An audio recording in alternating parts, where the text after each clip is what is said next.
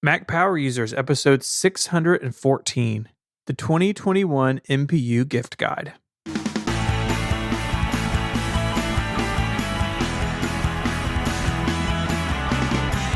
Hello and welcome back to Mac Power Users. My name is Stephen Hackett. I'm joined as always by my friend and yours, Mr. David Sparks.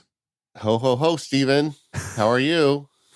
How is it time for this again? I find this very upsetting. Are you one of those guys that gets cranky about the Christmas decorations coming out early? Is that? Well, yes, but my wife is too. And so generally what we do is like the Saturday after Thanksgiving, we'll get the stuff out. You know, we got little kids, right? So they're excited about it. But the people on my street who were like putting out like Christmas stuff this weekend, I was like, drove by, I was like, what are you doing? It's too soon for that. When did Halloween become the gateway for the holidays? Well, I have to admit I'm with them, man. I love getting the decorations out. For me, the holidays are more about the anticipation than the event in a lot of ways. I love, because all the little kids around me, I just love to get them completely jacked up. And so we have a big tree and we put it up every year. I want to put it up. I have this dream of putting it up while the trick-or-treaters are arriving, like on Halloween night. Like, so when we open the door to give them candy, you can hear Christmas carols playing and we're decorating a tree. So you would hate me as your neighbor.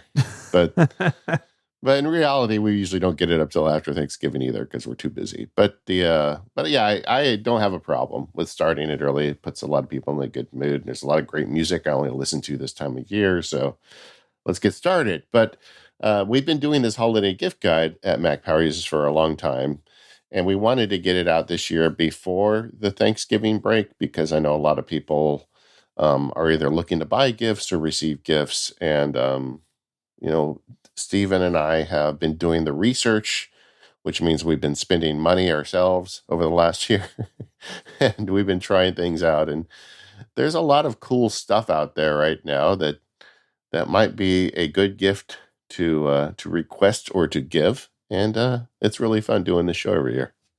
It is, yeah. So we're going to do what we normally do. We each have a list. I think we're just going to alternate. You have a few more than I do, so maybe we'll have a few Max Sparky picks together. And you just have an item here that says best gift for a dog. So we'll get to that as well. And yeah, this is always a lot of fun. So it's a chance to get to spread some holiday cheer. Yeah, before we get started, a bit of news.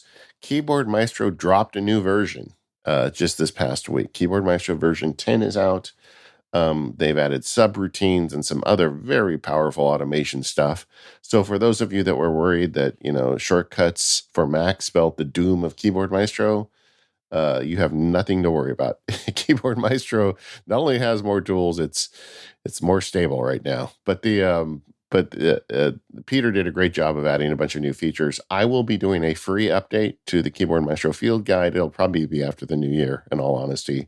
But I'm going to do a free update with a bunch of the new tools and videos showing you what's what.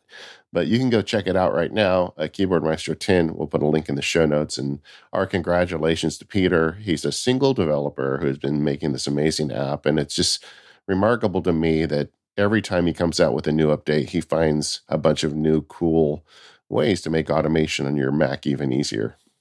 Yeah, I was really excited to see it. Version 10, I'm sure, feels like a big deal. So I upgraded as soon as I saw it was out, and it's been rock solid for me. Yeah, and on more power users today, since we're talking about gifts, I thought it would be fun at the end to talk about the favorite gift that you have ever received and the favorite gift that you have ever given. And that can be from any age. I don't know. Maybe it's like little Steven and his train set. I don't know. I can't wait to hear the answers to these questions. And we need to know. The people need to know, Steven. Okay. Well, were you like a truck kid when you were a kid? Did you have like all the Tonkas? I feel you probably were. Yeah. Yeah. Because your parents are in construction, right? Yeah. So I grew up around that stuff, and they didn't let me play with real dump trucks. Apparently that was too dangerous for a 6-year-old. But yeah, that and building things with Lego and you know basically any sort of building toy, I was into it. I When I was a kid, my dad, because my dad was in construction as well, and particularly carpentry, he gave me like a children's set of power tools. It was like a little skill saw and a drill. And like they gave it to me with a bunch of styrofoam because it could drill into styrofoam, but it could also work through balsa wood. And thinking back, like I was not that old and they just Yeah. gave me power tools and walked out of the room. It's amazing to me that I have all my fingers, but that's not my favorite. We got more to talk about that later. Okay. And that's like a gift you could only buy somebody in the 70s. I'm pretty sure now that if you sold that product, you would immediately be sued into oblivion. But Oh yeah, I there was you go. gonna say I don't think I've ever seen that for sale and shopping for my children. All right. My first pick is the easy one and the most expensive one. But, just because Apple has killed it this year with laptops, I will say that a great gift to buy someone in your life is literally any Apple laptop computer. Yeah, I am so happy to say that after all these years, that there is not a single laptop that Apple sells that is not a bad purchase. it's funny. I was looking through our list from last year because I didn't want to duplicate anything if we could help it. Yeah. And the first thing on the list last year was any M1 Mac because they were brand new at the time. Yeah. Yeah. And now the whole notebook line is on Apple Silicon. There's no keyboard problems. There's no, oh, you need this or that to make it a whole system. Like it is the best time, really, I think, since like 2015 to buy a Mac notebook. And yeah, if you or someone in your life have been waiting for some reason or a need comes up, now is a really good time.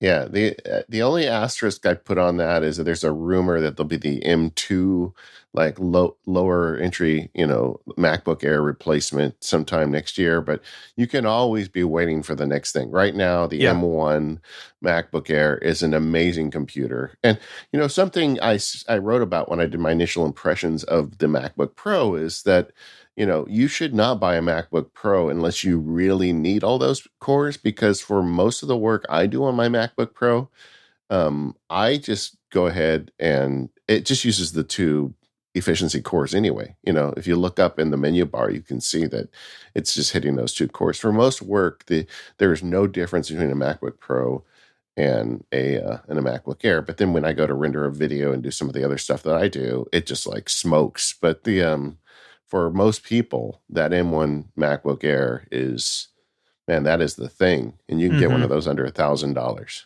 Yeah, I just set up an M1 Air for somebody, and man, my wife has one, but I never use her laptop because it's her laptop. So like, I was like, oh man, the MacBook Air, like, I love my MacBook Pro, the new 14-inch, but there's something about that thin, like wedge shaped design that's so iconic. It's like, yeah, this is a really, really good notebook. Yeah, but I mean, for the first time in, I don't know, what, 6 years, maybe longer, we can say as a holiday gift guide, you can buy any Apple laptop. Not true for iMacs yet, but definitely true for laptops. Yeah. So I guess a spoiler alert for next year is just any Mac will be good. Hopefully, be good. Yeah, yeah, yeah, yeah. I sure hope so. From your lips to Tim's ears. I know. Let's see what Come on, happens. I mean, Tim. yeah. I did have someone email me. They're like, "So why are you still using your hunk of junk Mac Pro?" I was like, "Come on, that's unfair." But you know what? When you bought that, you knew you Yeah, were yeah, coming for this. Yeah. yeah, yeah. So it's all good. It's all good. Oh, good. I'm going to stay on the Apple hardware train just for a little while longer, Okay. and I'm going to say the iPad Mini, the new one with the flat sides, the new design. Yeah. I love this thing so much. The screen is great. It's really cool with the Apple Pencil because of the small size. It's like a little digital notepad. Comes in fun colors. The camera is really like it's like the really nice iPad camera. And if you're looking for someone or shopping for someone who just wants an iPad for around the house or for reading, they're not looking at the iPad and thinking this could be my next laptop. if they're sort of a more traditional iPad user and they want something small, I think this is the best iPad mini we've ever had. Yeah, it is really nice and it fits really well in hand. I love typing on it, like thumb typing on an iPad is great. It's also really good for if you'd like to read Kindle books. I mean, it's like a Kindle reader plus so much more. What do you do with your iPad mini, Steven? Lots of reading. So the Kindle app, the web articles I've saved for later. But it's really kind of become just like the device I use like in the house. And so yeah, I've still got my phone in my pocket normally, but say that I'm just gonna like, watch a YouTube video while I load the dishwasher or something like that's the iPad that's on the counter. Or uh like recently have had to work on my garage door because it needed some parts. And so I had like a couple of Safari tabs open, like looking at these different things and like just using it just as an iPad. I mean, honestly, David, like I honestly have not touched my iPad Pro since this thing showed up. Yeah, that was my next question. Is this going to become your only iPad? Yeah, I think it is. I really Yeah, do. So, I wrote that thing. Some people didn't like it very much, but that's okay. About the iPad Mini, like freeing me of iPad guilt, and sure. I totally stand by that piece. And now, even a month after publishing it, like it's still how I feel. It's the iPad for me. Yeah, I think that there's something to that. I mean, you're primarily a Mac guy, and the iPad, though, does give you some powers that you don't get with your Mac, but it's super light. I totally get it. And I think that may be, the sweet spot for you. And I think all these Apple people, they get bent out of shape when someone says, well, I think the iPad's better than the Mac, or I think the Mac's better than the iPad. Hmm. You know, we all need to like take a breath here because, look, first of all, we're all Apple fans. We're buying their hardware, and Apple makes different things for different people. And this is the year that I kind of found my peace with the iPad because I stopped trying to make it a Mac because I was doing that even though I didn't want to admit it. Yeah. And I'm using the iPad for what the iPad is good at, and I like it a lot more now, honestly. So, but I'm not going to give up my 11 Pro. But the in fact I got the my old 12.9 inch. I I was gonna, sell it off, but I wasn't getting that much for it. So I just set it up underneath my Pro display now, and now it's just serving solely as a sidecar display. Hmm. Really, I mean, I still write on it occasionally, but so I'm using more iPad than less now, but I'm using them more kind of in line with what Apple is doing with them and the tools that they're adding. But yeah, I agree with you. I think it's funny to me every time a new iPad mini comes out how many people discover how great it is. Yeah. It's like because you forget about it and then you don't hear about it because they only update it like every 3 or 4 years and like, Hmm. oh wow, this is really great. I remember we had a similar wave the last time they updated it. But yeah, that's a good gift. I agree. Yeah. I mean, it's great. You want me to continue with some Apple hardware before we get into all the other vendors? Yeah. Yeah. Let's just knock out all the Apple stuff. Okay, so I'm going to put two together because I do have more than you. And these are two things that were new this year that I think Apple did a good job on. The first one is AirTags. I just like the AirTags. I mean, I know that a lot of folks say you don't need these location devices, but I've always been a fan of them. I keep them in my bag. I have one in my backpack that I take anytime I go out of the house, and I've got another one in my luggage. And I love being able to open up my phone at any time and seeing where those things are. Hopefully, my bag is close to me, and hopefully, my luggage is on the right plane. And but it's just something. It's a bit of information I like. They're not that expensive. I bought the $100. I think you got four of them for $100, and my wife and I each have two. And I thought that was a nice addition. I think the Apple did a good job on the interface. They're the first company that's tried to make these tracking tags without making them creepy, and so you don't use it to track a person. They've put safeguards in for that. I think it's an excellent gift for under the tree or in a stocking, and nobody really, they came out, we talked about it like once, and that was the end of it. But I continue to like them, and I think that was a good purchase this year. Yeah, I like them too. I've got one in my backpack, one on my keys, because I have this really bad habit of just sitting my keys down somewhere. Like I have a hook, right? And Sure. at night, that's where they go. Yeah. But during the day, like I'll leave the studio, go into the house, I'll just sit the keys down somewhere, and then I like looking for them for 5 minutes. So the Yeah. AirTags have saved me a lot of grief there, and it's it for me. It's like a low key hit of the year. I think part of the reason the excitement was kind of subdued is because they've been rumored. Remember, like we were talking about Yeah. these No. things for years, Yeah. and they finally came out. And so I think some of the novelty had worn off before they were announced, which is like a Yeah. terrible problem to have if you make products, I guess. But it's been uh, it's been really nice to have them around. I agree. And the other nice thing is now that they've been out a while, there's a very active ecosystem for AirTag accessories. I mean, the way Apple made them without even like a hole to like attach them to a keychain without some sort of accessory.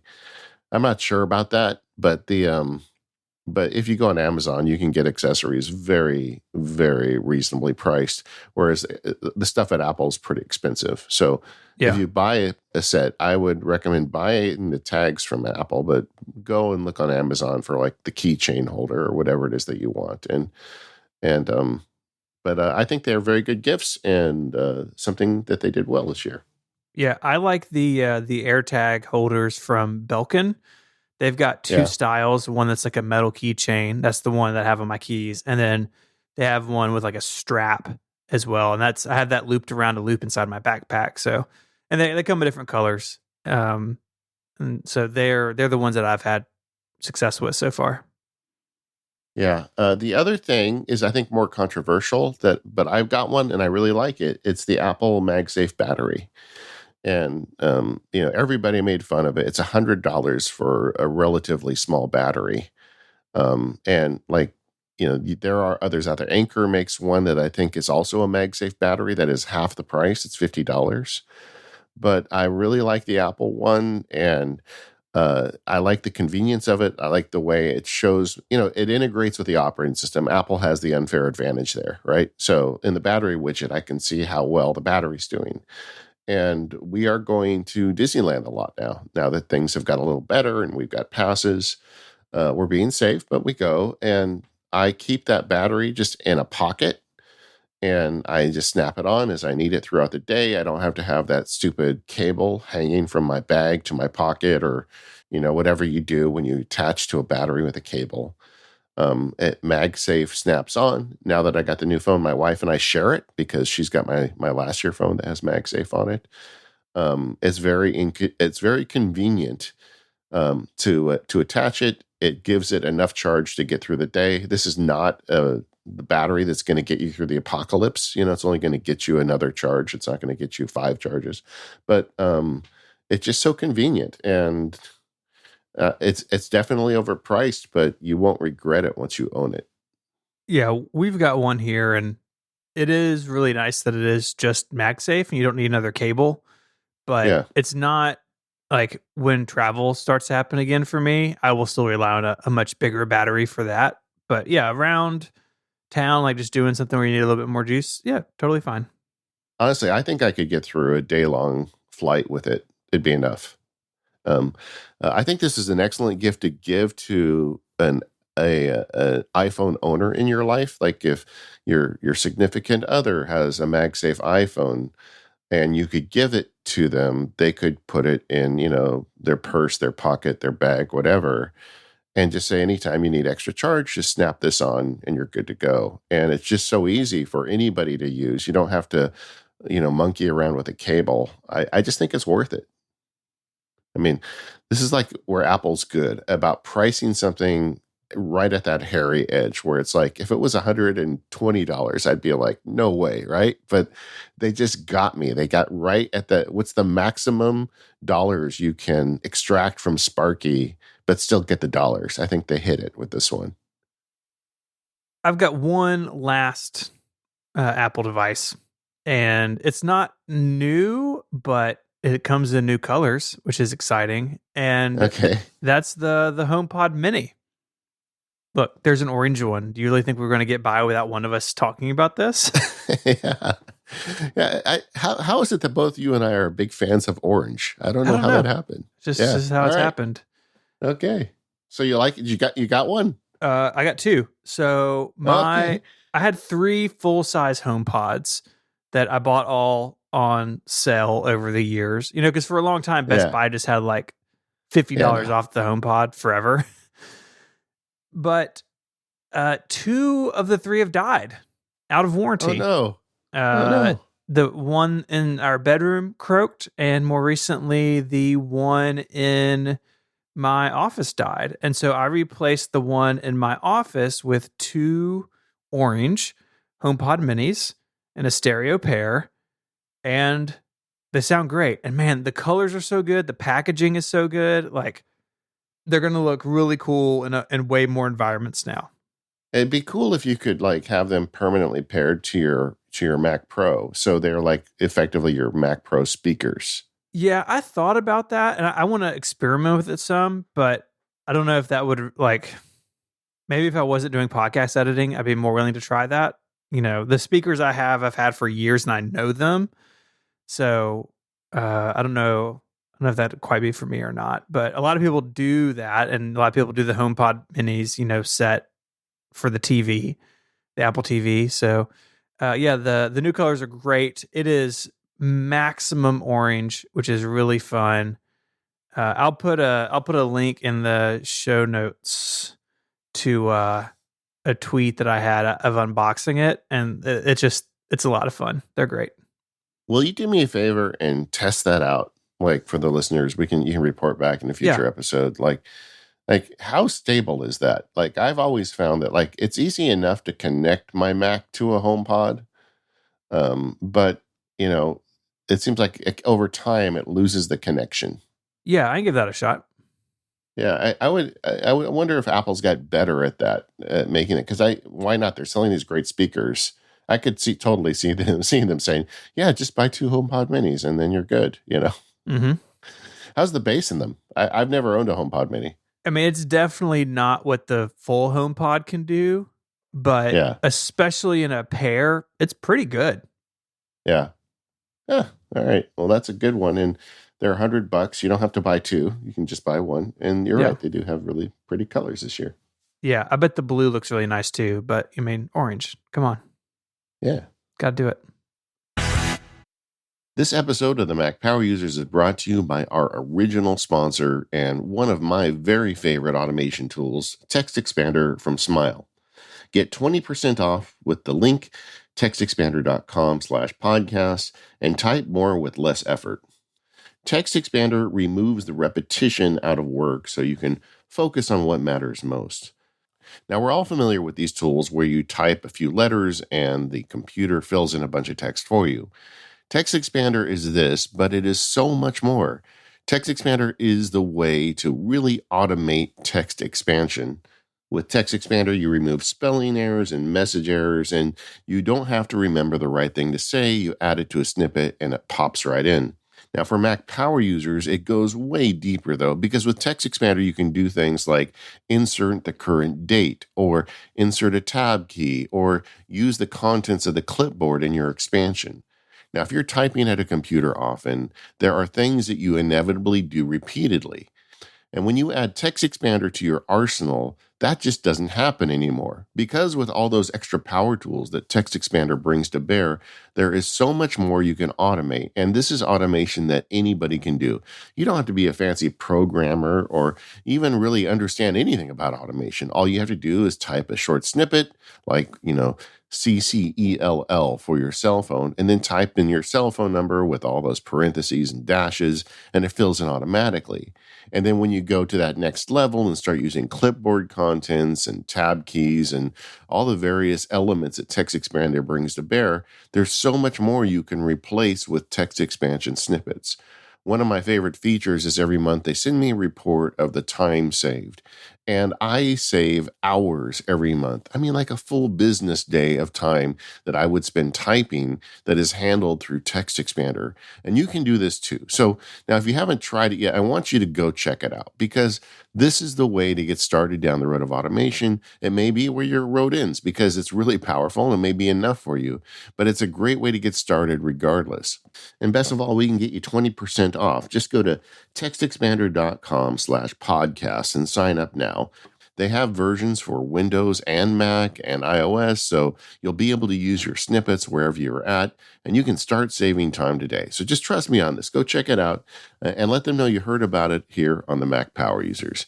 textexpander.com/podcast. Thank you, Smile, for all of your support of the Mac Power Users. All right, I've got a silly one that I bought this year that I fully intended to send back. You know how you order something on Amazon, you're like, yeah, definitely keep the packaging when this one comes in. This may not work. Mm-hmm. But I bought a MagSafe pop socket, and I want to represent for Pop Socket Nation. I know you're not a fan, but I'm all in with the MagSafe stuff, and the MagSafe pop socket is particularly nice. It's got a strong magnet. It sticks on your phone. And the best part is it's not there permanently. You can pull it off anytime you want. It's not that I'm anti-pop socket. I have one on my Kindle. I like it there. Yeah. But yeah, I don't, because I like wireless charging. And I know this gets around that because this attaches via MagSafe. So like, does it feel secure on the back of the phone? Does it feel Yes. like it does? Yeah. Good. You could swing it around. It's not coming off. I will admit I'm using it less since I got my new phone because I got the smaller size phone this year. But particularly like when we'd go to Disney, I'd put it in my bag, and that'd be a great way to hold on to it when I'm doing a lot of photography. It's just a great way to have a more secure hold on the phone and you're taking pictures. And once again, because we have a couple MagSafe phones, we're sharing this stuff. You know, I've got that tool chest in my studio. I call it the Iron Giant, but I just stick it to the side. And when Daisy's leaving, if she wants it, she pulls it off and uses it for her phone. And another nice thing is with the pop socket, you can take the actual kind of, what do you call it, the decorative lid thing that they've got on it. So if you've got a different pop socket, like I've got one with a Star Wars thing on it. So I took off the one that it ships with and stuck my little Star Wars thingy on it. So you can customize it if you want. But you know, if you've got MagSafe and you're curious about pop sockets, but you don't want to stick it to your phone or to your case, this is the way to go. And I don't write me when like your phone falls off and into the ocean or something, but I do think it's a pretty solid connection. You know, do like me, hold on to the packaging. If you don't think it's strong enough, send it back, but it's fine. I'm glad they came up with something because a lot of Yeah. people do like having that extra grip on their device, and integrating with MagSafe still means you get to use MagSafe, right? Because that was Yeah. the problem with the stick-on ones. Like it uses like an adhesive, and you can get it off, but it's not designed or really good at coming on and off repeatedly. And so Yeah. I'm glad they were able to work this out. Like I know several people who had a regular pop socket maybe on an iPhone case and would take the case off their phone every night to charge, via Qi charging or something on previous phones. So I'm glad Yeah. they That's found a no way to fun. exist in this new environment. Yeah. No, it's really nice. And I don't know, it's a silly little gift, but it's easy to buy for someone with a MagSafe phone, or, you know, ask for it for yourself. I think I'm gonna stay on the theme of mounting things. Okay. We're both big fans of Elgato, mainly their Stream Deck, although I also have a PC stuffed full of their capture cards. But they have, it's relatively new. I think it was out this year sometime, a system for modular mounting of like things like lights and cameras at your desk. They call it the multi-mount system, and their website basically lets you build exactly what you need for setting up, whether it be an iPhone as a camera or a point and shoot or a DSLR, microphone, lights. If you need an overhead shot, and you don't have a big table like I built, you can really completely customize this. And what's cool about it is that it is completely modular, and that means you can upgrade it over time if you need, if your needs change. Or, I mean, you can even go as far as, and this is really cool, they have two ways to attach it. So they have a heavy base, which like sits on your table, but then they also have a clamp that you can put like at the edge of your desk if you need it kind of back off the edge, which is how I have mine. So I'm using this now to hold the camera, my straight on shot, like when I'm streaming, and it also has two of my Elgato light panels on it, and I could just kind of pick what I needed. And I've been really impressed with how it has held up, and the construction is really nice. I think this is pretty cool. Can you share a picture of your particular setup? I'm sure people would like Yeah, to see what you're doing with it. yeah, you bet. I feel like 2021 was the year of Elgato. I mean, they really like came through. Like the Stream Deck, I've been a fan of for years, but they updated that this year. But they also really, I feel like with COVID and all the people doing a lot of video conferencing from home and whatnot, Elgato came up with a line of products that makes all of that easier. Hmm. And like I had a pick that I'll just kind of combine here. It was like a custom pick. It was the best gift for somebody who has to work from home. And it was an Elgato light panel because they make all these great panels and they're a little more expensive. You can buy cheaper ones on Amazon, but these connect to your Mac and you can set the color and the temperature. And, we all have family members who are working from home in dark rooms and they look like, you know, they look terrible on their Zoom calls. And you could do them a favor, just get them a light and say, here it is. You can turn it on in the menu bar and you will look 100 times better. And like they solve that problem. The other thing I'm doing with Elgato is this year I bought the Wave XLR, which is a interface for my microphone. And it's not as fancy as my older one that I use, but I'm using this Wave XLR way more because it's so much easier. It's got a big dial on it so I can set the level easy. It's got a very sensitive touch panel on the back so I can mute myself with just a tap. And now Steven doesn't have to hear the click of my mute button that he used to hear all the time. And I don't know. I just feel like whoever's running Elgato like really got on the ball the last few years. Yeah, I think so too. And they are definitely benefiting that even people just in meetings are really Yeah, streamers, right? Everyone's yeah. doing it, Yeah, unfortunately. exactly. They even have a really good quality mic that's not too expensive. I mean, it's not sufficient for what we do, but for if you're just working from home and you want to sound better, the microphone they have is not bad, and you can set that up. And I don't know, yeah, good on Elgato. Yeah, okay. I want to talk about mounting things because since you did that, I've got one too. Elevation Labs is one of my very favorite companies for Apple, adjacent products. And this year they released a product called the Draft Table 2. And it is it's like a panel, really heavy steel panel that you can lay an iPad on. And it's just like the name implies. When you put your iPad on it, it's almost like having a drafting table iPad. It's got three different levels of height. And so many of these iPad stands are dinky, made out of plastic that's wobbly when you put it on there. And those are fine if you're just going to watch a video on it. But if you're going to take out an Apple Pencil and start working, like on a concept mind map or something with it, you need it to be solid. And this is the second iteration of this. I bought the first one as well, but the problem with the first one was over time, the camera bump started showing up on the iPad. And with the old one, there was no affordance for it. So the iPad didn't rest on it properly because of the camera bump. This new one has like a little like divot in the upper left corner. So the camera bump will not cause a problem. And it's even grippier now. And just,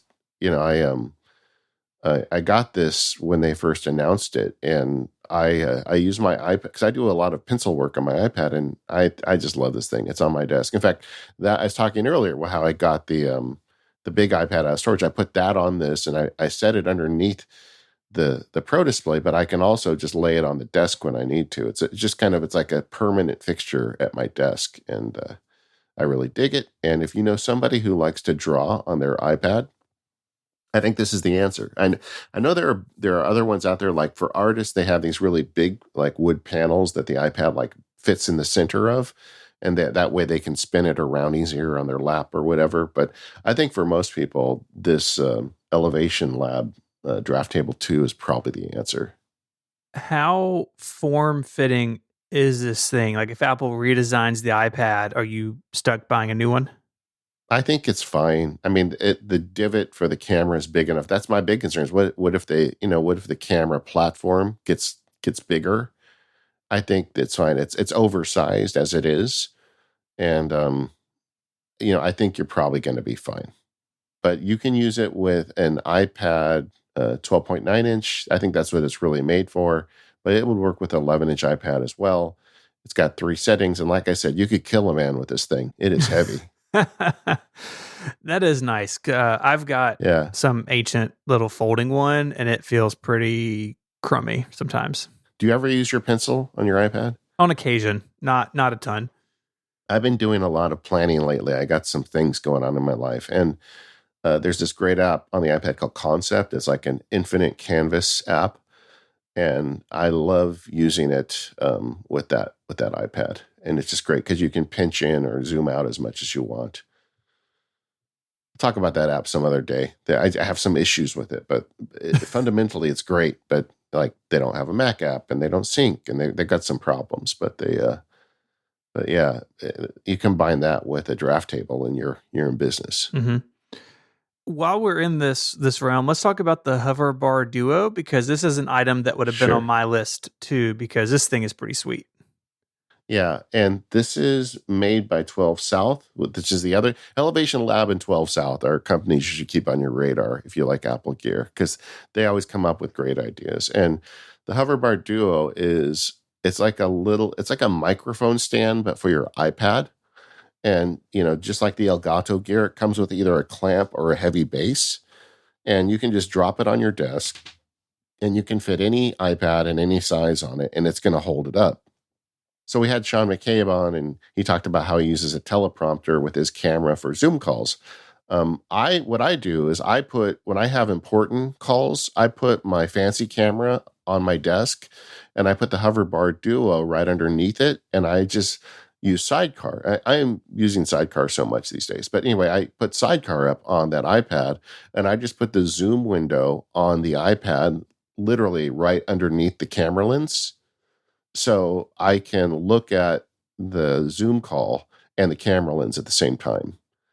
And I use this hover bar to put it up. So I don't keep it on my desk all the time, but when I need to do like important calls, it comes out, and it's like my temporary like sidecar panel for doing that stuff. Now, if you don't want to put your iPad underneath your Mac for sidecar stuff, you could get one of these hoverbar duos and put it right next to the Mac as well. They could put it on the left side or the right side. Yeah.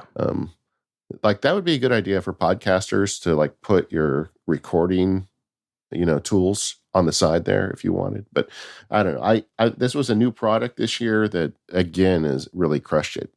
So I bought 2 iPad stands this year, and I'm using them both. Yeah, that's okay. That's totally fine. I got one of these for a friend of mine who found himself working from home and using Sidecar. And he was like, yeah, it kind of stinks. Like the iPad's like down kind of low. And so I picked one of these up for him, and he's used it, I think, every day since.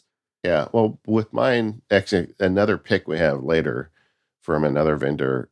As a result, my monitor's high enough. There's room underneath for me to sidecar it underneath, and I put it on the draft table, like kind of tilted up against the monitor. But then the trick is in the display setting for your Mac, just to locate the sidecar monitor underneath your main monitor, so you can just pull your mouse down and it goes right onto it.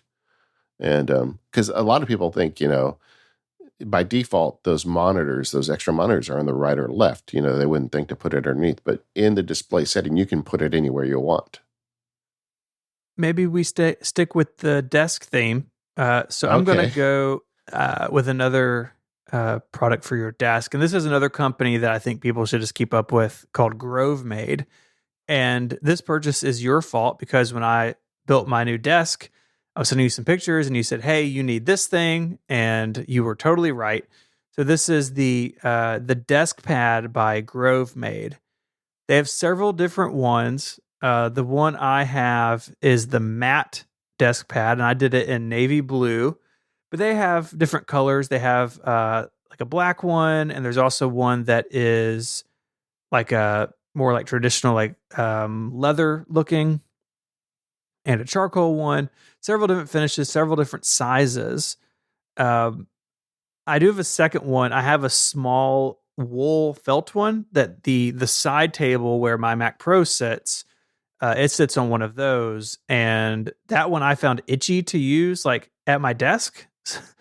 Like For, on your wrist. Yeah, I yeah, could see yeah, that. it was like a Yeah. sweater for your desk. Like I don't need that, Yeah. but I really like the matte one. It looks awesome in navy blue. I've been super happy with it. Yeah. We need to both update our studio posts on our websites because Yeah. I was looking at this Grove Made stuff for a long time. And then at some point I got on their mailing list and they had sent me like a deal. They had like a closeout of stuff. So I bought the leather mat and the shelf, Hmm. the large shelf. And it's not, it's a marine grade plywood, and then like the supports are cork. They totally make sense for what they do, and it's very easy. Anybody can assemble this thing. But then I put my display up on it, and that opened up space underneath the display to store my keyboard, or now my MacBook Pro goes underneath it. And it's just really well made, and it all fits together nice. It's got a really nice edge on it. And so this year I did that. I bought the leather thing. I bought the shelf. I did not buy, they have like things that go in the shelf, like drawers and things. I didn't buy any of that stuff, but I'm really happy with it. It's a little overpriced. Even when I got it at a discount, I felt like it wasn't cheap. But I spent a lot of time looking for other sources, Amazon and the usual suspects, and nothing looked as nice. And I knew that, if I'm at my desk so many hours a day, I want it to be really nice. And that's why I frankly told you about it, because you had just done all this construction and you had your new desk in there. And I was looking at it and I'm thinking, man, you need to like really like just class that thing up. Now that you've got this nice setup, you should get the good stuff for your desk. So I'm glad you like it. Yeah, I really do. My desktop is bamboo. It's really light, and this desk was embarrassingly expensive. And so I want also, it also doubles as a protectant for the desk, in Yeah. addition to just having a nicer surface to work on. So I've totally been just loving this setup. And yeah, Grove Made stuff is expensive, but the way I view it is it's a long term product. It's going to be in the studio for a long, long time. Yeah, I had an accident where my camera tipped over, and like the camera's fine, but but an edge of the camera like dented the leather, and I'm Mhm. like, I'm so glad that I had that leather on there, because I don't know what it would have done to the actual desk if I had it didn't have it on there. Yeah. And like banged up leather looks cool and good. Banged up bamboo desktop just looks like a banged up desk. Yeah, yeah, and you'll be shocked how thin the veneer is on that bamboo on those desks. So you could even punch a hole in it, at the way a lot of that stuff is made, so you don't know. Anyway, yeah, Grove Made, man. And so to finish the story I was telling earlier, because I have the Grove Made shelf, that's what allows me to stick the iPad underneath the monitor. Yeah. And like when I'm working on I have mind maps open all the time, mind mind maps, as I'm thinking about problems. I just keep them on that iPad all day.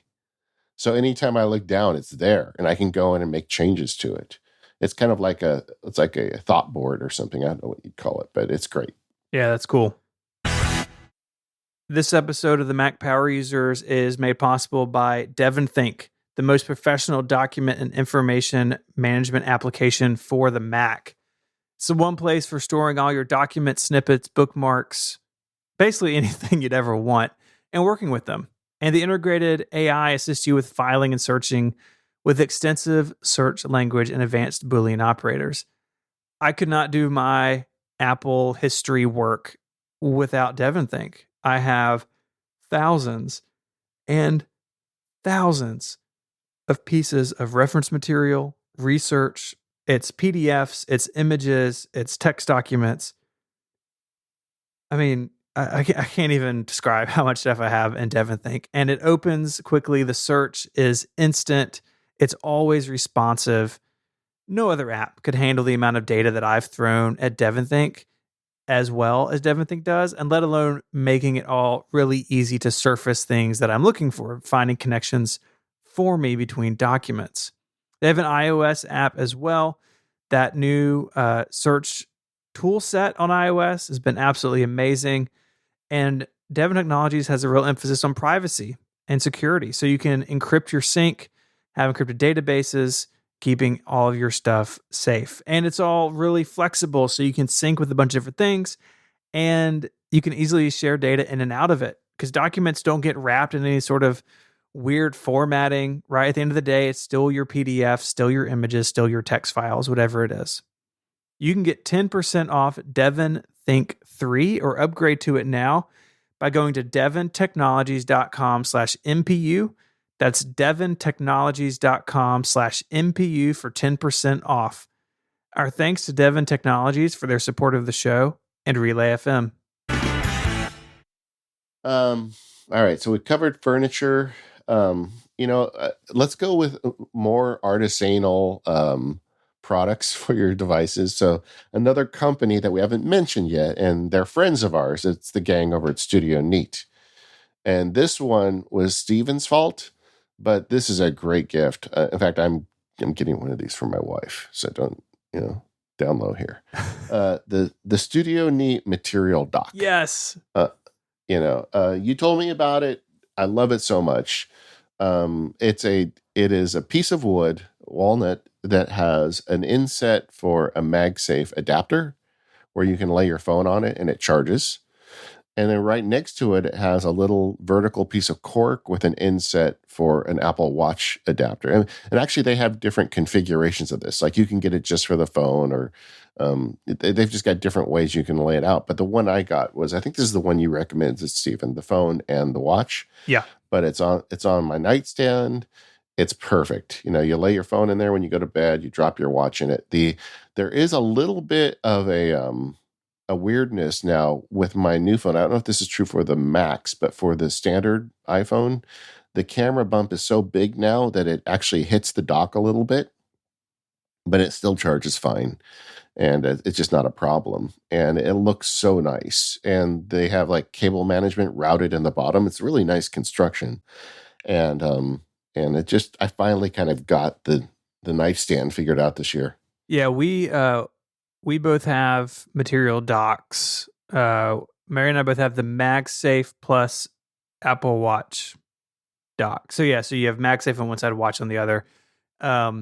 They look really nice. Like it's like made by real humans, and they are friends of ours. But I've paid, I think I've paid full price for everything I've gotten from them, and It is just it's a lovely looking little stand. And I have just the one for the MagSafe puck here on my desk. And you may think, well, why do you need a dock for your MagSafe puck? Because the MagSafe puck is going to walk around on your desk, right? Because it's just going to be floppy there, and the dock has like this microsuction fab stuff on the bottom of it, so it attaches nicely, but you can get it off.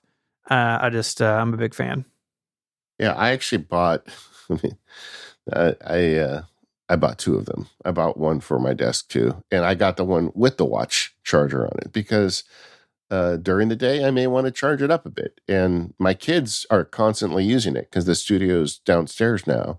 So I'll sit down at my desk, and one of my kids' watches will be on it, at any time of the day. So it's kind of nice just having a watch charger like in the studio as well. Mm-hmm. So I got the one with both for the desk too, but I didn't get one for my wife. What kind of lousy husband is that? So I bought two, and neither one is for her, but I'm fixing that now. Good. Yeah, and they make all sorts of stuff too. Like if you are shopping for an Apple person in your life, there's two more things they make that I would definitely recommend. One is the Glyph, which is like the simplest, best tripod mount for a smartphone I've ever used. I'm a huge fan. I've got a couple of them of various generations, and it's amazing. You would think, how could they make this better? And then every few years they do. I love the Glyph. And then they also have an Apple TV remote stand because David, I know your kids are like grown and responsible and stuff. My kids are younger and not responsible all the time. And now I have this Apple TV remote stand. It's stuck to the entertainment center, and they have we have this rule that if you use the Apple TV and you're done, that's where the remote goes. It goes back in the Apple TV remote stand so it doesn't get lost because that remote is expensive. So, and the remote stand is like $15. Like it is a great stocking stuffer for someone who's into Apple gear. Yeah, I think that's a good idea.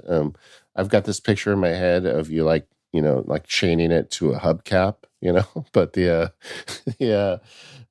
another option is if you go on Amazon for the Apple TV remote, there are a bunch of inexpensive cases now that have a built-in holder for an AirTag.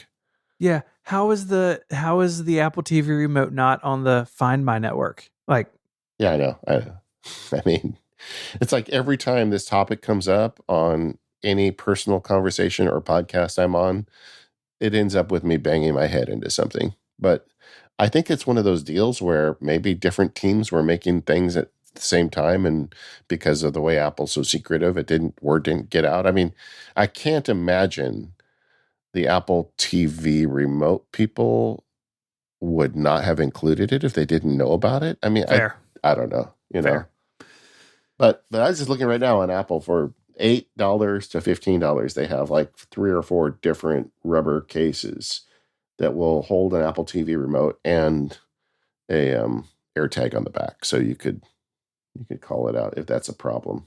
But either way, that I hijacked your pick, but the material dock is awesome, and Yeah. No, I'm looking I'm forward to glad you giving one did. to Those Daisy. guys are cool. I was also thinking, maybe instead of making it AirTag aware, when you go to the bank and like the ballpoint pen is on this really long like ball chain thing, Yeah. I know maybe exactly what you're maybe I talking do about. that with my Siri remote, and it's just Yeah, like stuck to the coffee table, and my kids can like sit down on the couch with it, but that's as far as it can go.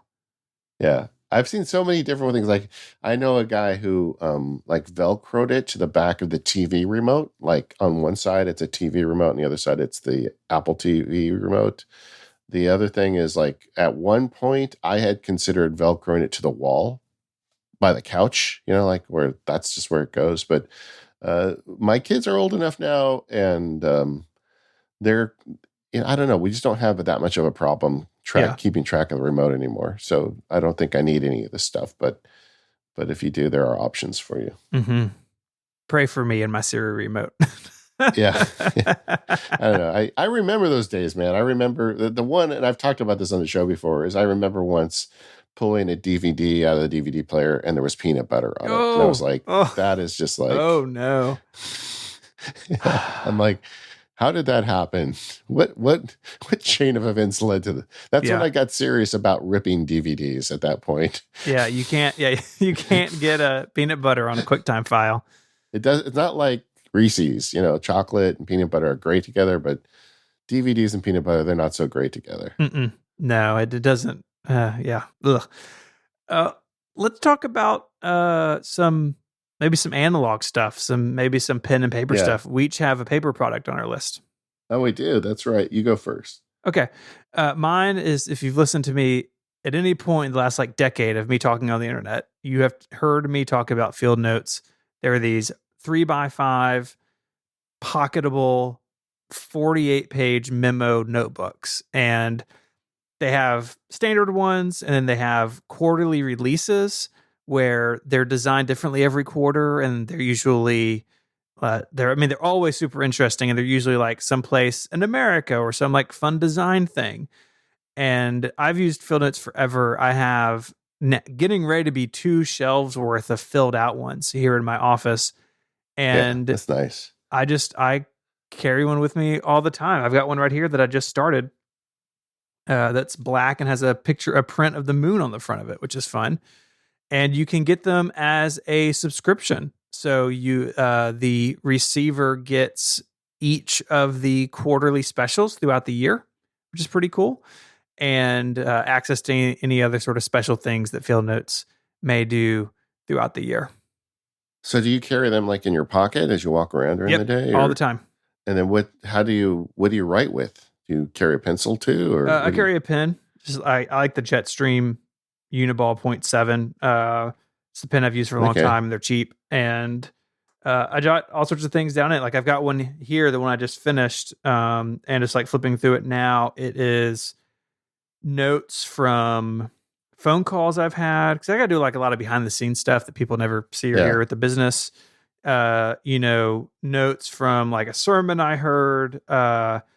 I keep some daily journaling in it a little bit. Just also, I mean, like here's like half a grocery list that apparently I never did because none of them are checked off. So maybe we still need carrots. I don't know, but And I know you've talked about this on the show before, but for listeners that aren't aware, you have a process for digitizing this as well, right? yes, I just have like a cheap flatbed scanner. It's funny. People read this blog post and like, how do you scan them? I was like, it's just like a cheap flatbed scanner. But Yeah. I scan them just on this flatbed scanner, and I then just have them all on Dropbox as PDFs, and I keep the actual notebooks on a shelf in order. And I don't normally need to go back into them. It's actually kind of rare that I do, but it is something that I like having the whole history of. I mean, I've done so much work with paper journals over the years. I've journaled a lot in them. And when we got evacuated for the fires last year, it happened really quickly. The police were driving down the street saying, get the hell out. Mm-hmm. And so we got the pictures off the wall. I got the hard drive, but I just totally forgot to go into my little storage area and get those journals. So they would have burned down if the house had burned down. And it really made me think about that. Like I like having my journals. So this year I've been way more vigilant about using day one. And like even when I do analog journaling, I just take a picture of it and put it in day one. So if these books ever, if I ever lose them, I'll still have the journal entries. Something I would recommend you try, however, is rather than use your flatbed, there are a bunch of great scanner apps now for the iPhone. When I did the update to the paperless field guide, one of the things I concluded was that most people don't need, the fancy, expensive document scanners anymore Yeah. for most work. Like Scanner Pro, and there's a bunch of good ones out there. I'm sure the listeners will have their favorites in the show notes. But I would recommend trying one of those because I think it's faster than the flatbed at this Yeah. point. You just pull it out. They now they set the borders automatically. They do a really great job. The iPhone camera is amazing, so it's probably a better scan anyway. And you can automate saving it to Dropbox. Yeah. They and I use one. In fact, just this morning had to scan one of my kids' new COVID vaccine cards. But Yeah. the problem with the field notes is they don't open flat, and so I like the reason I use the flatbed is because I can open it flat, and then the top of the scanner is what holds it. So I would need to play with that some, but yeah, it's a good alternative if you don't have a scanner. Like if that scanner died, I don't know if I'd go out and replace it. If I could, I mean, this is basically the only thing I do with it. Everything else I just scan with my phone. So I have gone a little bit away from the analog tools as much as I used to. Yeah. But one exception I made, we had a guest on the Focus podcast, Focused 121, Jeff Sheldon, who's a really nice guy who came up with an idea for a little kind of business. And I think there's a common theme in today's show. A lot of the vendors we're talking about are small 1 or 2 person companies that make really nice bespoke products. And them or Apple, yeah, that's true. Or Apple. Yeah. Yeah. Little bespoke company. But he has a company called Ugmonk, Ugmonk. I asked him about the name when he was on the show, and he said he just thought it sounded cool. There's not a whole lot behind it. But he makes these analog cards. And as much as I love my OmniFocus, and I still use it, but it's a little like walnut tray. And you get these cards, and they're nice thick paper, and it's only got room on it for 10 items, which I think is a feature, not a bug, And then, so in the morning when I finish kind of like planning my day, or the night before when I plan my day, I just write down the main things of the next day on the card. and I put it on there, and I've got it on my desk. It fits right underneath the Grove Made thing, so you just see the little piece of paper popping up, or the little card popping up with the stuff for the day. It's like a monitor, but it's a piece of paper. It's always there with my list, and I keep a pen next to it so I can check things off as I get through the day. If I need to jot something down, I can flip the card over and write notes on the back of it, or thoughts that occur to me during the day. And then at the end of the day, I'll snap a picture of it and add it to day one for the day one entry. And I started using these about 6 months ago, and I just bought a year's worth. He had a sale, so I bought about 365 days worth of these cards, and I really dig them. And so it's a little analog tool that I'm using now. I think it would be a good gift. So much of his stuff is so good looking. That's one of those websites that sometimes, like, I'm not even in the market for anything new from my desk. I'll just like go to Yeah. his website and to see what he's up to. Yeah, I know. He's very good with the stuff he makes. Mm-hmm. You've got one on yours that I'm super curious about. It's a lighting solution. The flashlight. I never saw you as a guy interested in this product, but I want to hear about it. Yeah. So my wife is a big outdoors person. She's gotten a lot more into that, the last year and a half with the pandemic and everything. Yeah. And I wanted to get her a really nice flashlight. One that was small but very powerful, rechargeable. And like, this is a whole world. Oh wait, I'm sorry to interrupt, but the Mhm. setup was for the Nano Leaf. Oh, But well, I mean, I could do that too. yeah, that's the one I never saw you with. Oh, But the yeah. flashlight, I totally see you You with. see me as a flashlight guy. Okay, so I'll finish the flashlight Yeah. one. So this, like, you can do a bunch of research. Everyone has lots of, dude, it's a whole world. It's a whole world of like Yeah, I know. flashlight nerds. Yeah. Anyways, Yeah, I the know. one in the show notes is what I ended up after doing much research for her. And I loved it so much that I got one for myself too. It's super small, clips in your pocket. It's rechargeable. They have like a MagSafe like charger for it, which is really cool. And it is like the because of that, the tail's magnetic. So if you're working on something or have, like, I don't know, you're camping and now you have like a metal, something on the side of a tree, you can just stick the flashlight to the side of it with the magnetic end. It's pretty cool. Nice. Yeah. I mean, I totally see you as a flashlight guy. I mean, and that it's like there's been a revolution in flashlights. I mean, I remember when I was younger, like MagSafe was the one everybody wanted, and you loaded it up with D cell batteries, another product that you could kill a man with. Oh yeah. Eh, and the light was okay, I mean, but then suddenly somebody got the idea of sticking these LED light sources in a flashlight, so they take way less power and they're way more powerful. And I feel like flashlights are one of those things I have intentionally avoided, like, because like you, I could see myself going down a rabbit hole and buying something way too expensive. Yeah. But the nice thing is LED flashlights everywhere. You can also get two really good ones for like $15 on Amazon. They're definitely not as good as the one you have. But like when my daughter went off to school, I did that. I bought her a couple LED flashlights, so she's always got one in her bag and one in her dorm. And man, flashlights are a lot better than they used to be. Yeah. The LEDs totally revolutionized them. My first one was a big mag light, and it would double as like a something to Like a beat club. somebody with, like a weapon. Yeah. Okay, the Nano Leafs. I'm also a little surprised by this. And nothing against the lovely people who make them. I don't think the regular Nano Leafs look very good.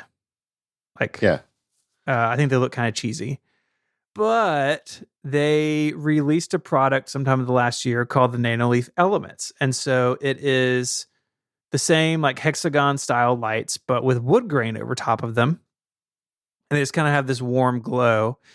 And, my new office is like, it got called the pod cabin because it looks like a cabin. And I'm kind of leaning into that a little bit with like some of the shelving I've put in and stuff. And so I found a set of these on sale and ended up with them. And they're not hanging yet, so I can't give my final verdict.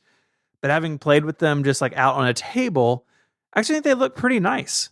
They don't have the same kind of, I don't know, whatever it is about the normal ones I don't like. These don't. They don't look as near, obviously as industrial or anything. So I'm kind of digging it. I wasn't even aware these existed, these wood ones. Yeah. And now that I see them, I'm like, oh, of course, this would be right up your alley. I like them too, but I don't have a wall to put them on. But I think these are really nice. Yeah. So my plan is like I'm still at the tail end of the calendar stuff, and once Yeah. I'm done with that, I can finish out building out in here, and they're going to be in the background of what's kind of going to be like my video set. And so, looking forward to playing with them more. But like I said, I opened them up and like just playing with them out on the desk. I think they look pretty cool. Yeah, we are going to be doing, both Steve and I have been sad that we haven't been able to do any live events. And I still think we're a little ways away from doing live events. But just for the listeners, next year we are going to be doing more like live camera stuff for Mac Power users. We're not sure exactly what that means yet, but we've got plans. So that's something we do. I think one of them will be definitely a tour of your new studio. Yeah, yeah, absolutely. And we have the new Mac Power Users YouTube channel where that stuff will live. All right. Well, okay. That makes more sense now that I look at them because I just saw the description. I'm like, Nanoleaf Steven? Really? Yeah, yeah. No, the normal ones I think look kind of bad. All right. Well, as anybody knows, this was a year that I spent too much money on cameras because Mm-hmm. of the whole, Daisy and I doing the DLR thing. And, but I don't regret it. But there was one purchase I made that I'm really happy with, and that's the DJI Pocket 2 camera. And we talked about it on the show at one point. Now with the new iPhone, this one is a bit of a squeaker. Like if somebody has an iPhone 13, they probably are fine. They don't need one of these because the stabilization is so good on the iPhone. But for a camera that fits in your pocket and it has a built-in gimbal, and the DJI Pocket is like a little stick that you can hold in your hand with a drone camera on the end and a gimbal, but it's not a drone, obviously. But it's so small and so light. And like, let's say you want to use your phone for other things than video and just have this camera with you. I find this thing just really remarkable. And even though it's so small, it takes great video. I mean, with a couple caveats. I mean, it's not an SLR camera. The night footage is kind of garbage. Like if you take video out at night, it's going to be super noisy, not very good. But if you're shooting in daylight, and you like to go out with your family or just go out and take cool video, this Pocket 2 is remarkably good. They also have a creator set. If you want to get it with the creator set, it comes with a wireless microphone, like a wireless microphone unit Mm-hmm. with an input on it. So you can even put a lavalier into it, and you stick that in your pocket, and the camera can be 100 feet away from you. It's still going to pick up your audio, and it sounds great. And they make a whole bunch. If you go searching on Amazon, they have ND filters for it and wide angles and cool stuff for it. But just for the bang for your buck, and more importantly, just the lack of bulk in your pocket, this is a really nice little camera. It's amazing how far tiny cameras have come, even really in the last 2 or 3 years. I mean, if you look at this Yeah, thing, the camera part of it is like it's tiny, right? yeah, it's like thumbnail size. Yeah, Yeah, but because they're building it for drones, like putting it on a handle with a battery in it is no the hard part's already done. yeah. It really just amazes me, and to be able to get 4K out of this that's stabilized is pretty magic. Yeah, daylight 4K is what I'm going to call it, not nighttime 4K. Yeah. It's Okay. not that good at night. Daylight 4K. Yeah, yeah. But Yeah, I've got the original version of this thing, and it's pretty nice. So I'm sure the version 2 is even better. Just if you're curious at all about cameras, I just can't get over this company DJI. I mean, they started out as a drone company, and they're kind of a leader of the pack of making drones. But they are releasing. They just went crazy, and they've got all these ridiculous cameras they're putting together. Like they have an action camera out now that like it's magnetic and it snaps onto things, or it has component like it can snap on a display or take the display off. And like, it's just a great idea. And then they made, like, at the upper end, they're making these like stabilization cameras that they call like 4D stabilization, so it doesn't even have the bounce from walking. I mean, it's really fun to see a company that's not a traditional camera maker just go in and turn everything upside down. Mm-hmm. And DJI is doing that. They also just released a drone camera that's a cinema drone camera. It's like a $5,000 drone. And I was talking to a friend in the business saying, man, that's kind of an expensive drone. And she was like, no, you don't get it. People can use this where they used to have to rent a helicopter. I mean, this is you can make really good video with this drone, you know? So it's you anyway. I just think that DJI is a company to watch, and they have consumer products and they have expensive products too. And if you're interested in cameras, you should keep an eye on them. But this year, buying that Pocket 2 is great. And the official setup now for the Disneyland Field Guide, the least popular channel on YouTube, is this Pocket 2 camera and my iPhone 13. That's what we do almost everything with at this point. Um, However, let me just tell you something about that. We also started doing something that's kind of fun, where we're bringing the fancy cameras in Disneyland occasionally, and we're setting up ambient videos. We just released one.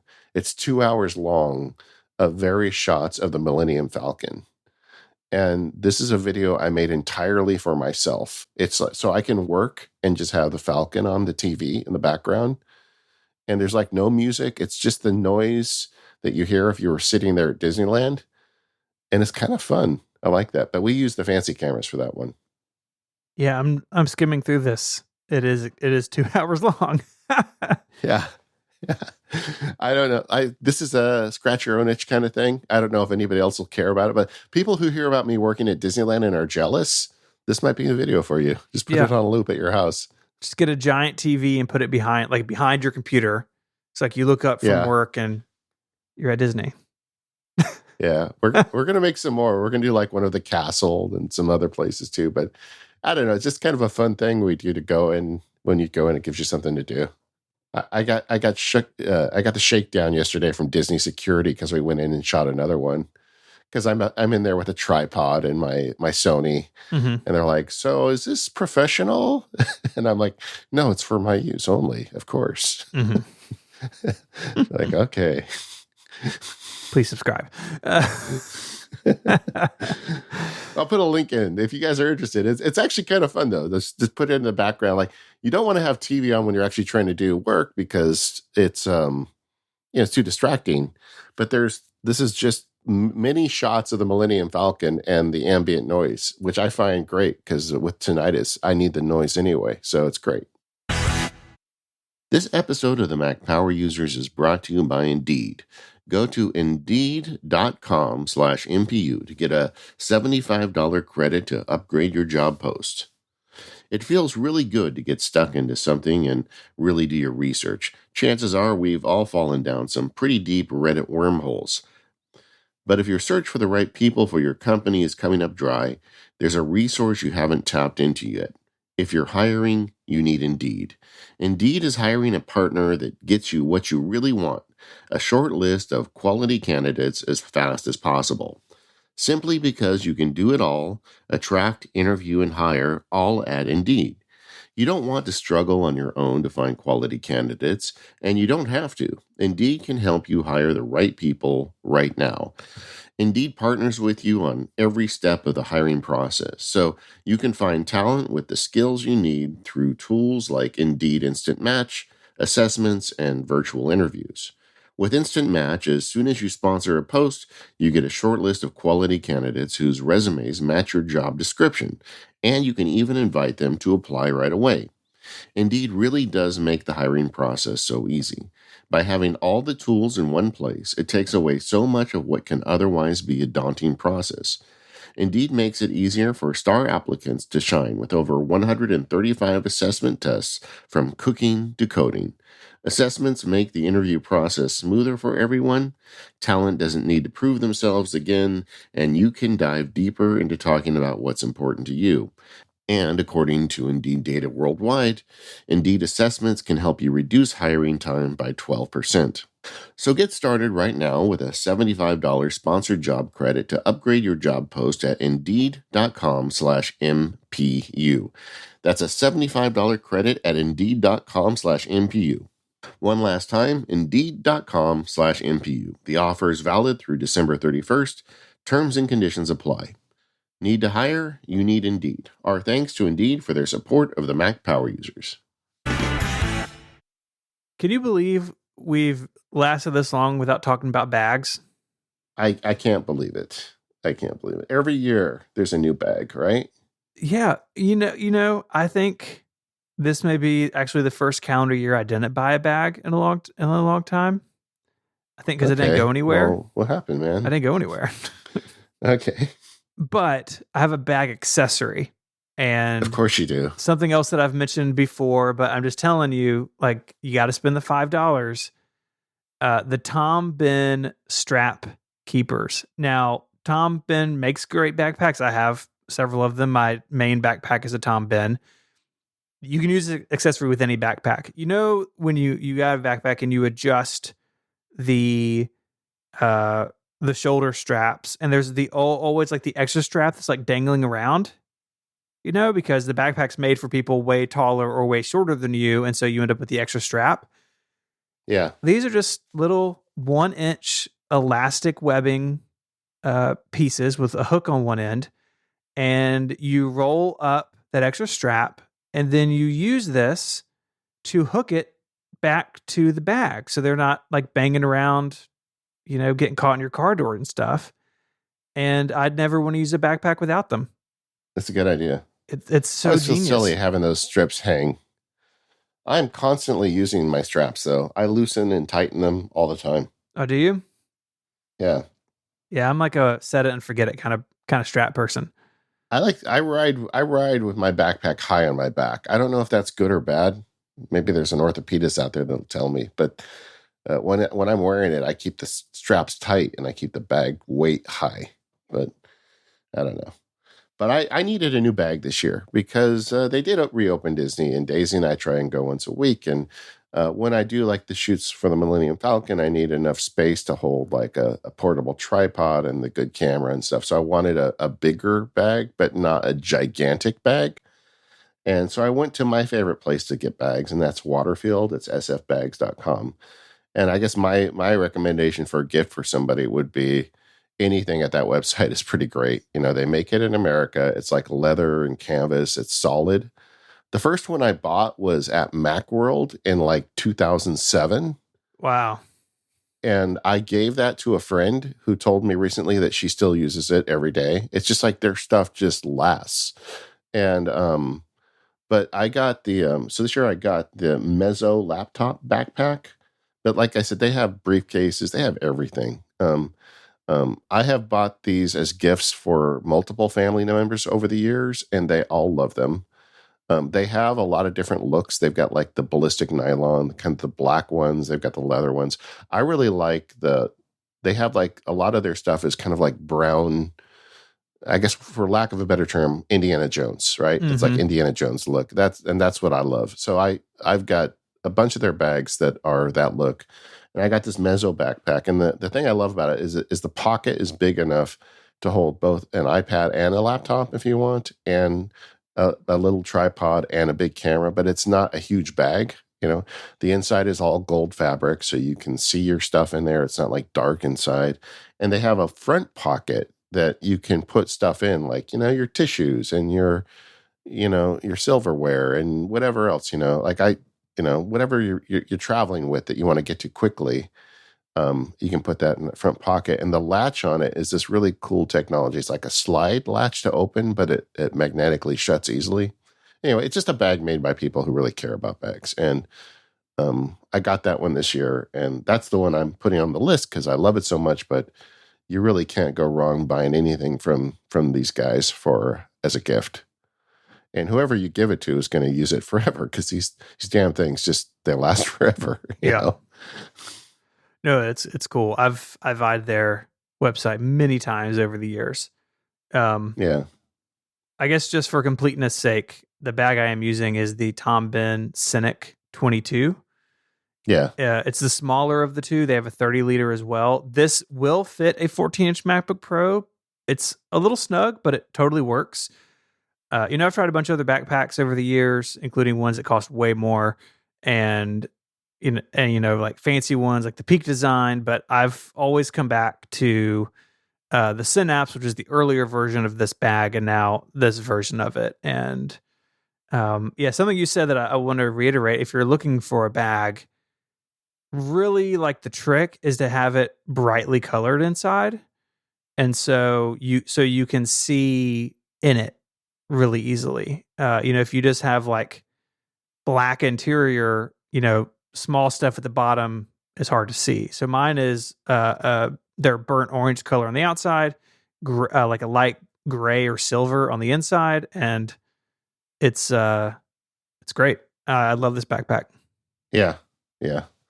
There are a lot of good bags out there, but man, love my Mezzo. Another one that's on my list here that we haven't talked about yet that I think is really a nice gift for folks is the if you've got anyone in your life that has an Apple Watch, introduce them to the love of straps, Apple Watch straps. There's so many out there. And the problem is you go in the Apple store and they've got nice ones there, but they're so expensive, like those, what do they call those elastic ones that don't have a buckle on it? I forget what Apple's name The is for loop. those.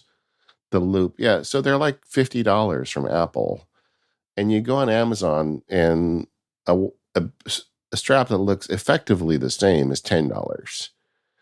And so I have bought a lot of these over the years from Amazon. I have almost no Apple straps. Almost everything I have is third party, but they're fine and they work and you can try it for $10. And like if you've got someone in your life that's fashion conscious, give them some different color Apple Watch bands and they can change them, to match what they're wearing. It's just really, I find it, I'm not a big fashion person. A lot of days you'll find me in t-shirt and jeans, but at the same time, my watch strap quite often will match my t-shirt, because I don't know, I get some joy out of that in the morning of putting on the watch band that matches what I'm wearing today. As we head into the holidays, I've got some red ones. I'll start wearing those for the holidays. And I think it's just fun. And if you've gone to the Apple store and you think this is a $50 investment for everyone, it's not. The ones on Amazon are great, and just take a look, and you'll be okay. Now, I'm not a big band changer. I've got a couple that I really like, mostly the sport bands. Although I do have one of the Velcro Sport Loop. Their names are so confusing. Yeah, and That I like too. the Sometimes sweatpants version, the all that. sweatpants one. Yeah, I have so many. It's ridiculous. Yeah. It's embarrassing how many I have. Well, yeah, and being a fifth of the cost of apples means you can do that because Yeah. apples are just too pricey to have a bunch of them. And sometimes people send them to me, like people are making them. They send them to me to talk about Max Sparky. Sometimes I do even, but I've got some leather ones. The ones that I haven't gone down the rabbit hole with are the metal ones. Like you can. I know like the Apple stainless steel one was very expensive. I never bought that, and I know there's like third party vendors making those, but because I work on a laptop a lot, I've never been happy with the idea of like a metal band. And I don't think it looks all that great on my white skin. So I just don't, I just never really went down that rabbit hole. But I've got several leather ones and a ton of different like fabrics and whatnot. And but I think it's a nice gift for people. This is another one that I've purchased myself for family members over the years. And rather than give them one band, give them five. And they actually end up liking it. And then I hear from them later. They're like, oh, yeah, today I'm wearing the green one. Thanks a lot for that gift. So we teased your gift for a dog. I say we save that to the end, but I think we each have some book recommendations. Yeah, we do. Why don't you go first? Okay. The one I have is it's a little bit unusual, but it was a great read and I love the author. This book is titled The End of Everything. It's by Katie Mack. We had her on Liftoff, my show I do on the network about space and related subjects. And it's a book about a handful of different theories about how the universe may end one day. But Katie Mack does such a good job of making that a surprisingly fun read. And you think, oh Yeah. gosh, this is a book about astrophysics. And it is, but she does a great job of making it easy to understand and like in a way that is just I think really uncommon in science writing. And so it's a fun, great read about things that, ultimately will happen, millions and millions of years from now. But it's great. And the interview we did with her last year was really fantastic too. And if you've got like a sciencey person in your life, I think they would enjoy this book. Well, I know one theory that has been disproven this year because a lot of people theorize that if Apple ever put HDMI and SD cards back on the MacBook, the universe would end. It's true. And that didn't happen. So we're good there. Yeah. So I guess that chapter in her book is, but no, it's really fascinating. And the way that she describes things and talks about them, like you can totally visualize the theories. And I think that's a real gift in science education and science communication. And this book is a great example of it. I've got one that is kind of an inspiring book, I think. It's by Ryan Holiday, and it's called Courage is Calling. Fortune Favors the Brave. And I know a lot of people hear like productivity books and roll their eyes, and I do myself to a certain extent, but Ryan Holiday books really aren't that. They're more like philosophy books. I've read a lot of his books over the years, but this one just came out recently, and I just loved it. And it's all about the topic of courage. And I don't want to get preachy, but I do think this is something that we need to embrace. I think a lot of the world these days, it's just too easy to be ironic and, not take things seriously. And courage is a thing that we all should think about, and it's just a great book. Ryan Holiday is so well read. He brings in stories from so many different people. Mike Schmitz and I were just talking about this on the Focus podcast. We talked about there's a famous picture in Nazi Germany where Hitler's visiting the factory and everybody's saluting him, but there's one guy in the middle with his arms crossed. And Ryan Holiday talks about that guy in this book. And it's just, I don't know, it's a great book. And the thing about this book is every time I'd read it, I'd put it down and I'd want to like literally run through a wall. I felt like, oh, I can do anything, and I don't know, this book really helped me through some times this year as I'm dealing with some things. And I would recommend. I think it's an excellent gift. I think it's a good read for yourself as well. It's the beginning of a 4-part series that he's doing, but Courage is Calling.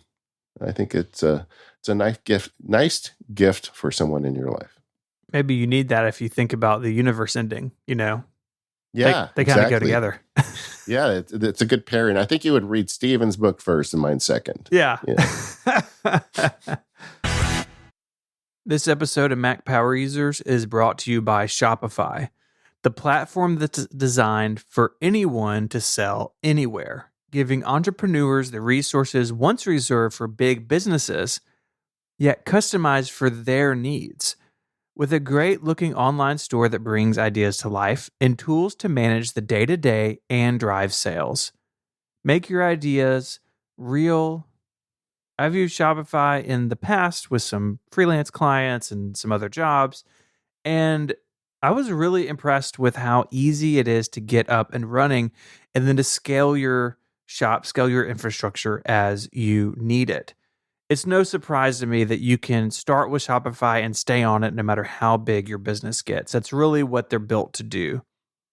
And they power over 1.7 million businesses from first sale to full scale. And every 28 seconds, a small business owner makes their first sale on Shopify. That means a couple have happened just while listening to this ad. So get started by building and customizing your online store with no coding or design experience needed. Access powerful tools to help you find customers, drive sales, and manage your day-to-day. Gain knowledge and confidence with extensive resources to help you succeed. Plus, with their 24/7 support, you're never alone because Shopify grows with you. This is Possibility, powered by Shopify. Go to shopify.com/MPU for a free 14-day trial and to get full access to Shopify's entire suite of features. Start selling on Shopify today. Go to shopify.com/MPU right now. That's all lowercase, shopify.com/MPU. Our thanks to Shopify for their support of the show and Relay FM. All right, let's hear it. Let's do the dog gift. I am totally a dog person, and I try not to like bang on about it on podcasts because nobody wants to hear that, right? But we got the dog a gift this year that she loves so much that I think anybody that owns a dog owes this to their dog, because your dog loves you so much. You got to get them a good gift. And it's on Amazon. It's called the Outward Hound Hide-a-Squirrel. An Outward Hound makes a bunch of these things for dogs, but the Hide-a-Squirrel is the one that we got in the Sparks house. I think Ava Corndog needs this. I think you should order it. If you don't order it, I'm going to order it for her and have it sent to your house. Let's just put it that way.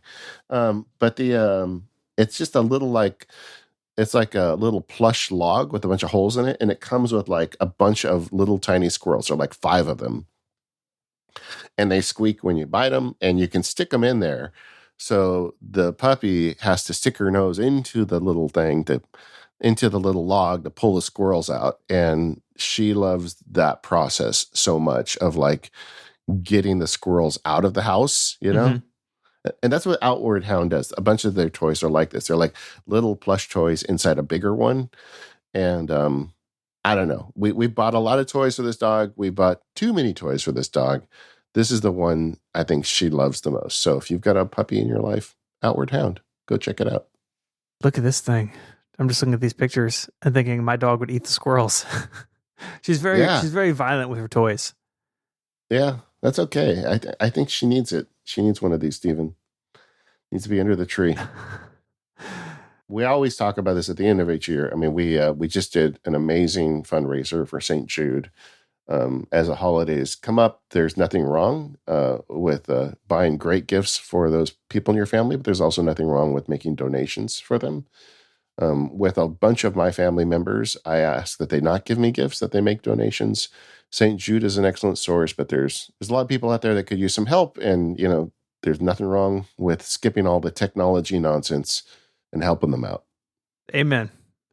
All right. Another year of gift, guys. Boy, the way these really come together is Stephen and I test a lot of things. You and I had a pretty good year, Stephen. We got upgrades to our desks and Apple laptops. Man, looking at this list. Yeah. Good on us. It's a good time to be an Apple nerd. Yeah, it is. It is, isn't it? So did anything I say tempt you to like buy for somebody else or get for yourself? I mean, I feel like I've got to get Eva Corndog this Chewy thing. So yeah, I have that open in a tab. And I mean, we have a lot of overlap in our tastes. So, I've got the studio neat stuff, but yeah, I want to hear from other people. See what they end up with. Did you buy a nice flashlight, David? I feel like you should. I am, like I said, I'm staying away from that, man. I've got some cheap LED flashlights. I intentionally didn't even open your tab. I don't even know how much it costs. I know it costs more than what I pay. It's like, I get it. It's $70. Yeah. See, exactly. I get it. Like it'd be more powerful than the ones I have, and the magnet would be cool. But I'm just staying away, man. I'm staying away. What did tempt me though was even worse is the idea of putting a couple of HomePod minis around my Mac. I mean, that was not a totally hypothetical question I asked you because I'm not happy with my speaker situation. And I'm like, oh man, Steven is going to cost me money. That may be because my family's asking me what I want for Christmas year. Maybe I'll have to ask for some HomePods. There you go. Do it. Report back to us. I will. Either way, it's always fun recording this episode. We do have a forum at talk.macpowerusers.com. If you've got the perfect nerd gift that you're going to give or ask for, share it in there because, share the love with the rest of us so we can all see and you can tempt us with your cool ideas for the holidays this season. We are the Mac Power Users. You can find us at relay.fm/MPU. We show up every Sunday afternoon in your podcast feed with something new. We've got a great episode planned for next week, so we'll see you then. And thank you to our sponsors this week, our friends at Smile, Devon Think, Indeed, and Shopify. See you next time.